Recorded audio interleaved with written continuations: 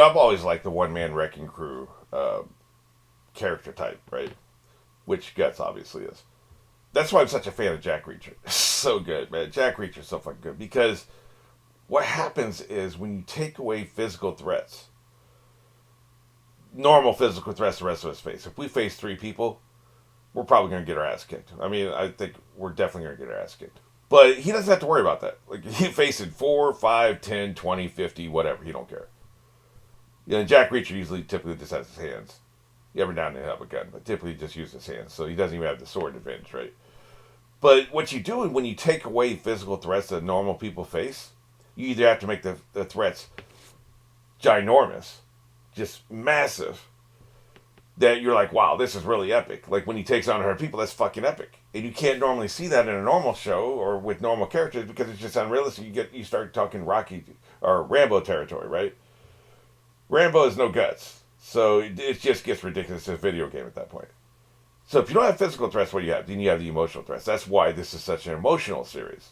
It's about people's emotions, their feelings, and what they think and how they process stuff and how they deal with stuff. It's in a physical combat scenario, but they flipped it on its head by making it all emotional. You know, I just think it was a brilliant touch. You know, that's one of the things I like about the show the most. But yeah, every now and then, even though everything I just said is valid, I just like seeing him mowing motherfuckers down sometimes. I really enjoyed the end of the last episode. It's like, man, fuck all y'all. You're all going down. You know, they say pride goeth before the fall. We saw that in Fullmetal and we're seeing it here. All right. Let's do this. We're going on one. 3, 2, 1.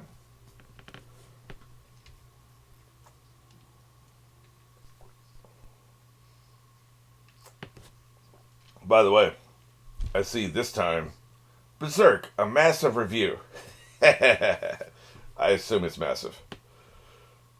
Matter of fact, I just want to see what the time of that is. Oh shit, 3.5 hours. That motherfucker spent 3.5 hours. Jesus Christ. Whoa, they're not doing a flashback. I guess they don't have time to waste, do they?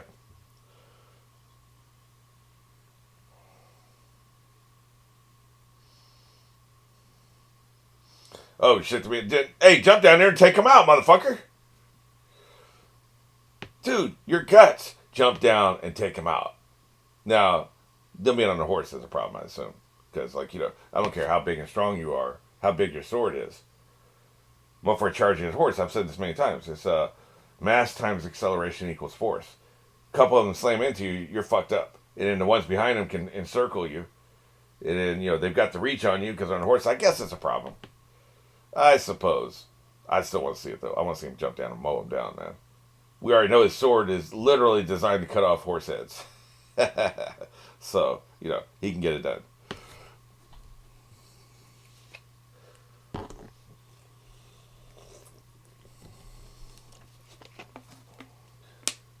That blood on the pavement, I wonder if that's from Griffin's cell. And that's been foreshadowed the whole time, right?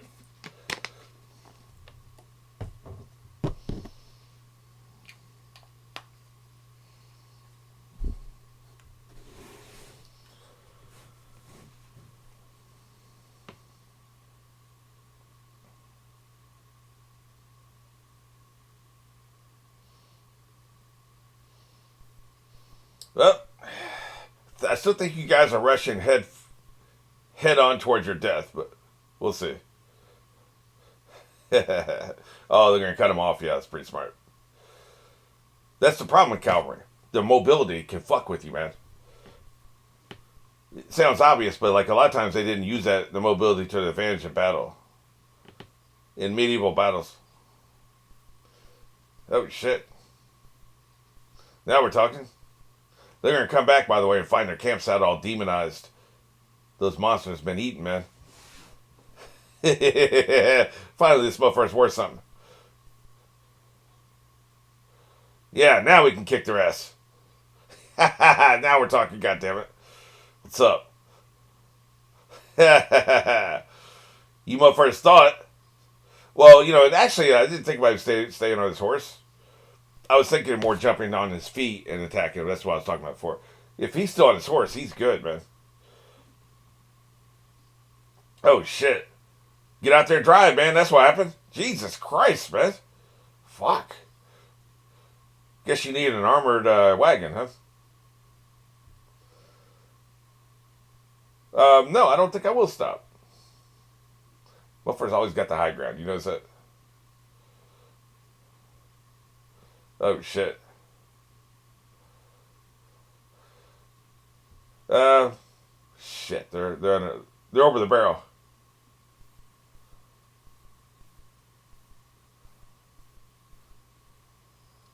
They're gonna show. Yeah, they're showing the damage. Yeah. Jesus Christ. Fucking hell. Yeah, okay, I see what they're saying. Jesus Christ, man, he's fucked up, dude. He's a figurehead, man. We can keep him as a figurehead. Yeah, yeah, that's what you get for talking shit, bitch. Yeah. What's up? Now what? Who's next? He can be a figurehead, man. Damn, they fucked him up. Typically, they don't. Remember when I was talking about this a couple episodes ago? Torture scenes are boring to me. I'll put a pin in that for now. Hopefully, I remember at the end. But like this, they subverted that because typically torture scenes don't cause lasting damage. That's why they always use electricity because it doesn't cause lasting damage. I have to explain, hey, we cut off his hand. Well, now we have to, for the rest of the series, he can't have a hand, right? Like the showrunners don't want to do that, so they use electricity. It's quick. A couple weeks later, he's fine. This is torture that actually did damage. So they subverted that expectation. You rarely see this, man. Almost never. Because typically torture did do damage, when it actually happened in real life. They're not just trying to fucking put a couple scars on your back, right? They're trying to fuck you up.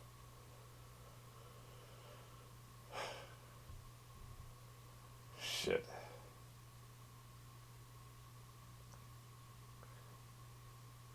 Man, I'm tired of this motherfucker. Can we take care of this son of a bitch?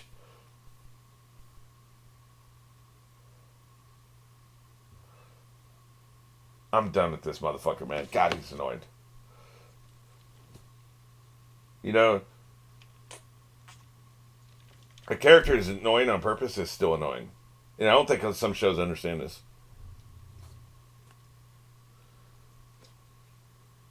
It's like when you're parodying the annoying person.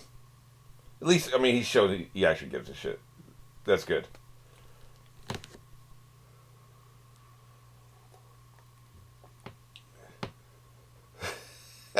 I kind of get what he's saying. I know I just said he was annoying. He is making a valid case, though.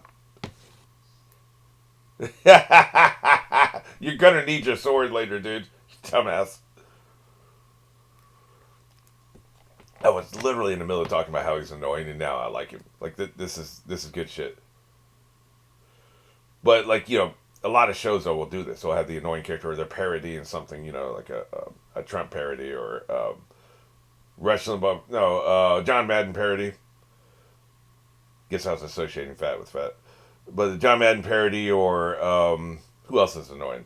I don't know. But if you're doing a parody of an annoying person, oh, Stugatz on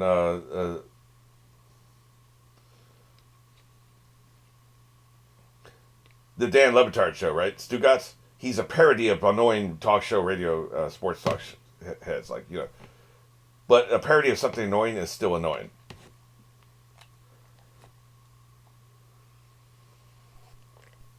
And I think some writers just fail to grasp this. But in this case, like they just turned around before I could even finish my point. They turned it around, so they're doing a good job here. Man, I don't know what you're gonna think about. The only thing you can do is give him a dignified death. That's about it. At least he didn't die in their hands, and a lot of people who are responsible for what happened to him are fucking dead. So that's the best you got at this point.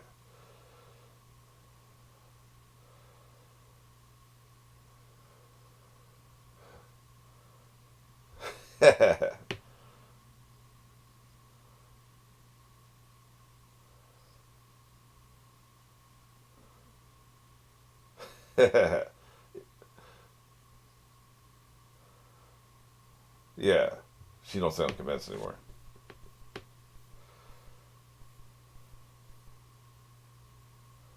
Yeah, he's fucked up, man.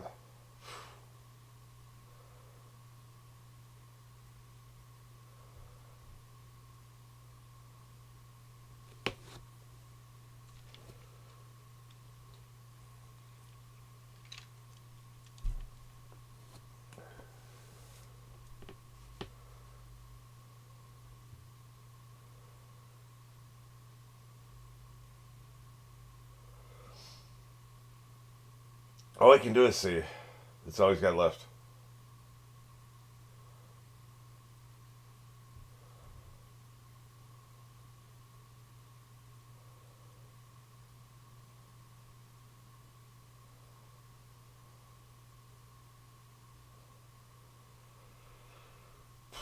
Man, this really took a turn, man. What about that kid, man? Was that just a dream? Was that all just a dream?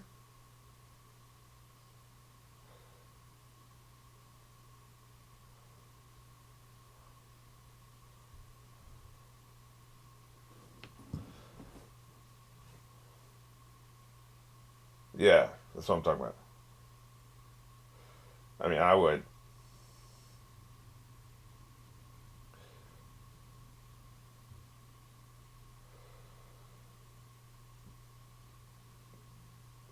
Leadership changes, man. They just need a new leader of the Hawks. We know who it is.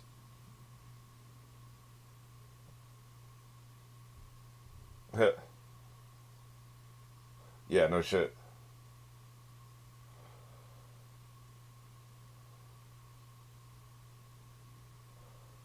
Good point. I like this dude.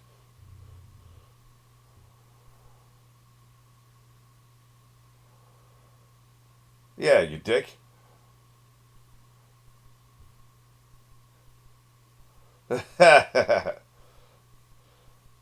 I'm staying, motherfuckers. That's what I'm talking about, man. Yeah, well, we're staying here, so does that work for you?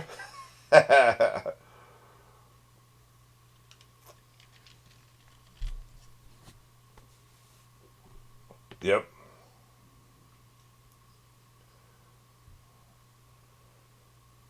Half of life is just figuring out what the hell you want. That's hard to figure out, man, for some people. Some people just know, as a young kid, they know what they want, right? Ballet, architecture, whatever, sculpture, politics, I suppose, But some people take half their life to figure it out. It took me till I was 30 to figure out I wanted to be a filmmaker.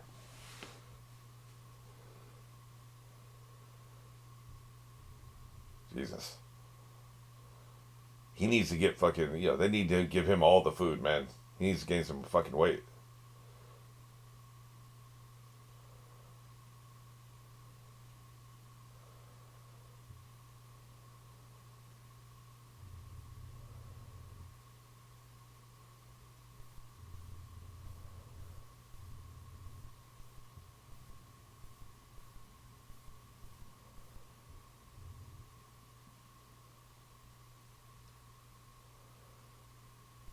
Oh, shit.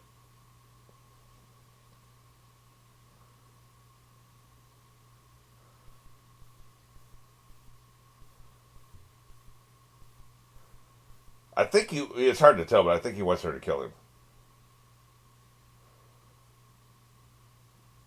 It's really hard to read, though, right? Like, you can communicate, but you have to ask yes or no questions, and he can, shake his head or, nod or whatever, right? That's the only way you can communicate until you learn sign language. And he's strong enough to use sign language.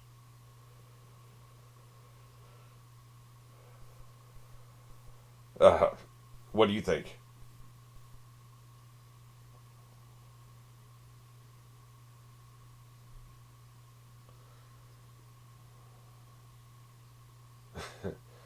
Sometimes you got to give people space, asshole.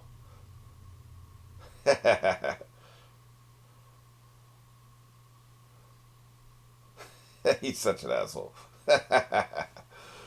How dare you have private thoughts? I know he's just worried about Griffin, but still. Oh shit. She needs to be with him. He hasn't made it clear he's not leaving, I guess. Because I don't think he's leaving.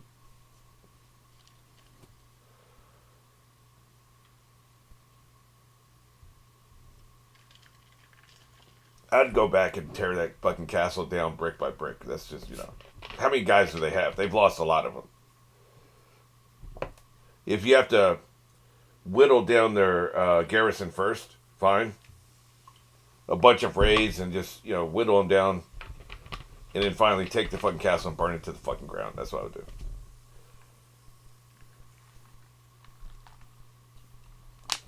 Really?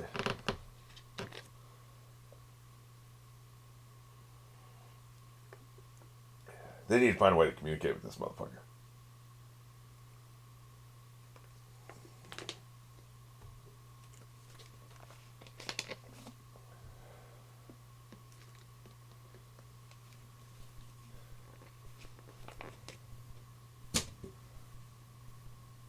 Yep, the ghosts of the past.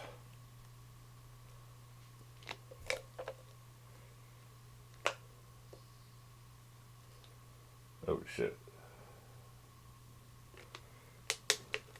There's your dream, motherfucker.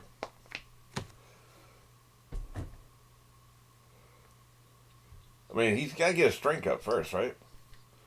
You can be a voiceless leader. You just need to learn sign language, and your troops need to learn sign language. And they cut his tendons. I know that's a problem. Like, you cut your Achilles tendon, there's no fixing that. But there's something. There are things they could do, like, even back then. And maybe there's even magical solutions.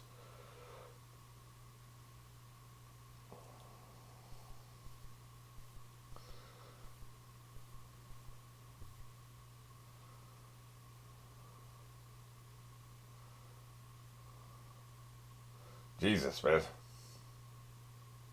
Brutal. This is fucking brutal, man. Oh, shit. He's out of here. Fuck all y'all. I'm gone, man. I mean, we were loudly talking nearby. Like, how could he possibly have heard us? Look at him. He's using his teeth, man. Resilience. That's what I like. He's chasing a dragon.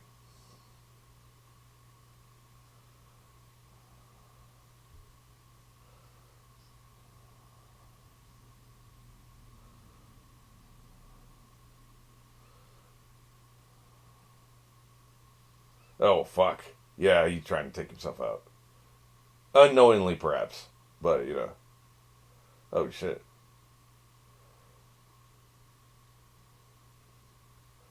Okay, yeah, he definitely took himself out.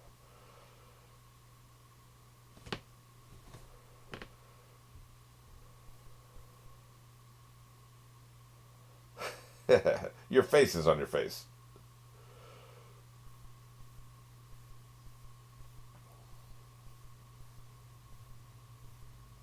Well, my man dreaming I'm a grasshopper, or my grasshopper, or a butterfly? Or my butterfly dreaming I'm a man?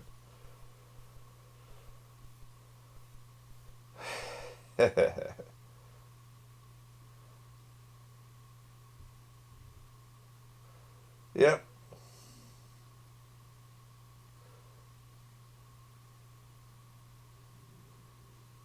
Yep, just incorporate all these elements into your dream.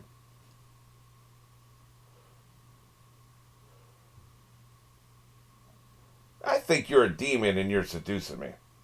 Magical solution to all this, yeah. I don't trust it. I can feed myself now. I'm in a dream.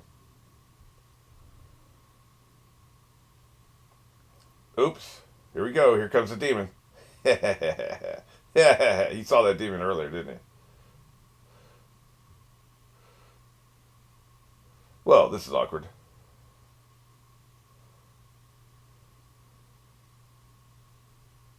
Shit.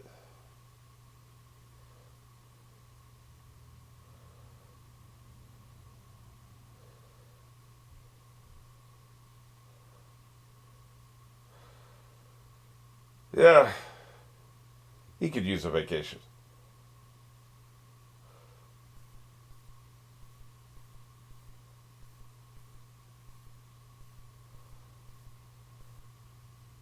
Oh, shit. Yeah. This is what I thought he wanted.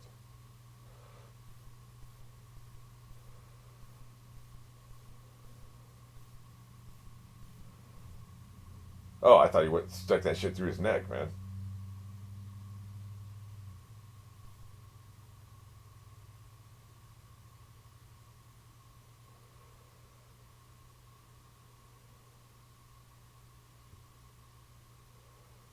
Well, imagine that. It all comes back around.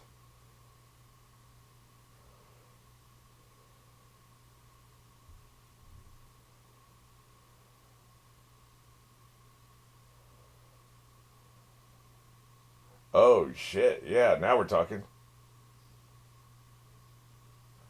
Yeah, exactly.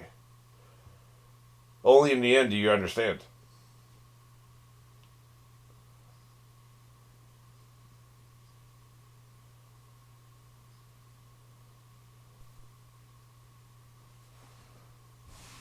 Learn sign language.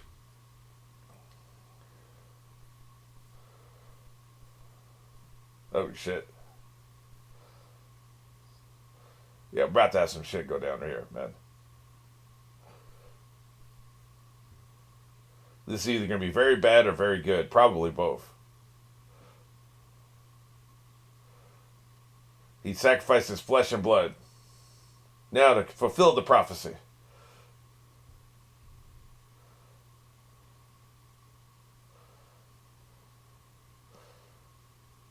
Speaking of loss, they love eyeball shots on this show.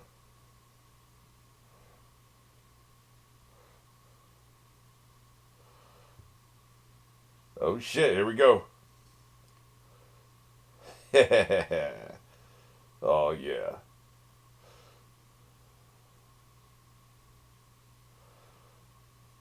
This feels like a problem.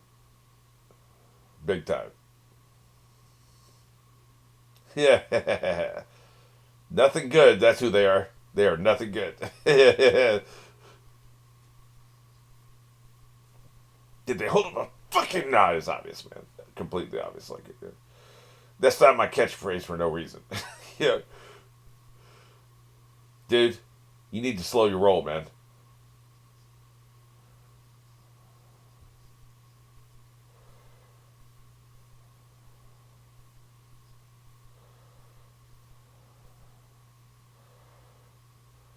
Dude, back up, motherfucker. I told you not to touch me.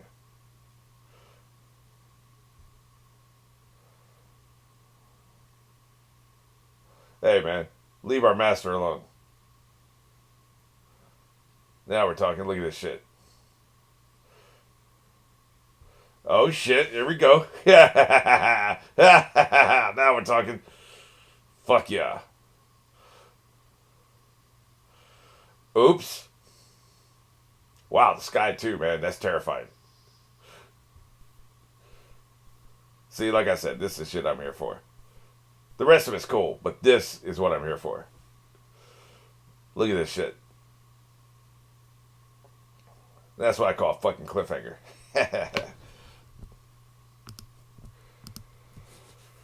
Okay, so I'm gonna get a little personal here, even a little morbid. So feel free to skip this if you just want happy-go-lucky reactions. La la la, ha ha. You feel free to move on. Dad was dying, and he had a lot of things wrong with him. It started off as what we thought was a urinary tract infection, which can affect your brain function, right, your cognition. And so I thought he was getting like Alzheimer's, severe dementia, or something. It turned out it was a urinary tract infection. That originally put him in the hospital. Then they discovered he had stage 4 lung cancer. He had some other issues. Uh, he was inhaling asbestos when he was in the Navy. He said he'd be in the top bunk. They had 3 bunks, right? And he'd be in the top bunk and it'd be like white powder all over the bunk from the pipes. And that white powder was asbestos. They were breathing that shit in, right? So anyway, it took him like 4 months to die. And the entire time, his body was disintegrating in front of my eyes, and his brain was disintegrating in front of my eyes. Both. And it was devastating because he was larger in life. He was a big person, physically, mentally. He's the smartest person I've ever met. Great sense of humor. big, laughing all the time. Like, he was me. Like, I am him, right? Like, if you know me for any amount of time, like through my videos, then you know Dad, because he's the same way. Like, I'm Chip off the old block. I look like him, I talk like him, I act like him. Different interests in life. My sense of humor is basically his. So imagine me, but better and bigger, right? He was a better version of me, and just disintegrated. Just like he lost like 100 pounds, and his mind just disintegrated.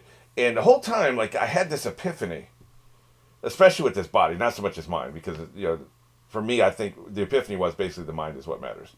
This body, this meat suit means nothing. And I realized this watching him disintegrate, watching him physically disintegrate. It made me realize it just doesn't matter. The body does not fucking matter. The body is going to fall apart. It's going to degrade. It's irrelevant. Like, what we can physically do doesn't matter. What matters is the spirit, the will to live. And he had a will to live till the end. He never gave up. The spirit, the will to live, the intellect. Now, his intellect was disintegrating, so that, goes against my point. But putting that aside for a second, because that's probably not the case here. He has PTSD and trauma and shit. But where it relates to this is, like, my approach to this would be, whatever you decide, Griffin, I'm on board with. If you want to take yourself out, I'll help you. If you want to figure out a way to make this work, I'll do that. Because the body doesn't matter. The body's irrelevant. Now, it mattered more back then. They had less technology. Like, now we can compensate with technology for all kinds of shit. We can talk to people in comas now. Think about Stephen Hawking. Like, his body, he's another good example. He was the one I kept thinking of. Now, Dad was no Stephen Hawking. I'm just saying. Just imagine Stephen Hawking. Motherfucker's writing books with just eye movements. Entire long-ass books with just eye movements. And was smart as fuck. Was thinking of shit completely out beyond the realm of what any of us could think of, right? His body was irrelevant. And so that's just personal level, being real, no jokes. That's my philosophy in life. The body is irrelevant. These are just meat suits. These don't matter. What matters is the intellect, the willpower. And willpower isn't just will to live. It's how much do you want? How ambitious are you? How much do you want something? What are you willing to do to achieve that, right? How hard are you willing to work? What are you willing to do without to achieve that? These are the things that matter. The spirit, the soul, if you will. I'm not religious, but if you believe in the soul, those are the things that matter. I'm kind of on board with people that believe in souls, in that sense. Because either way, we're talking about the same shit. So that's just what I think. That's what I believe. So I'm kind of, this kind of hit me in an emotional way because it reminded me of Dad. And some people are just horrified. Oh my God, I would just kill myself. I mean, fine, that's valid. It's a valid response. That's not how I see it. Because Dad never gave up. What would I look like giving up if I'm in a situation? So, we all are going to approach this in our own way, but that's how I see it. I don't see him being diminished. There's nothing to be embarrassed about. I don't remember who it was. Somebody was saying some shit like, oh my God, because Dad didn't want to see anybody. He didn't want to see any shitmates. They're like, well, he doesn't have to be embarrassed. I'm like, he's not embarrassed. He just didn't want them to remember him this way because he remembers somebody, his first wife. He saw her at the end and he wished he hadn't seen her then because that's just the only way he thought of her since then. He wanted to remember the way she was, right? And so he didn't want anybody to remember him wrong, but he was not embarrassed. He had nothing to be embarrassed about. It's the body degrades. It's what the body does. It's just a meat suit. All bodies degrade. So there's nothing to be ashamed of. And some people take that approach. Oh, I'm ashamed. I'm embarrassed. I can't walk or whatever the disability is. Like, there's nothing to be ashamed about. And so Griffin shouldn't be ashamed. But yeah, he's clearly turned to the dark side. So that's going to be ugly. Yeah, but for that reason alone, just, the way this ties directly back to Dad, this is obviously my favorite episode. That's the way it's going to be usually, is like, which one hit you the most emotionally,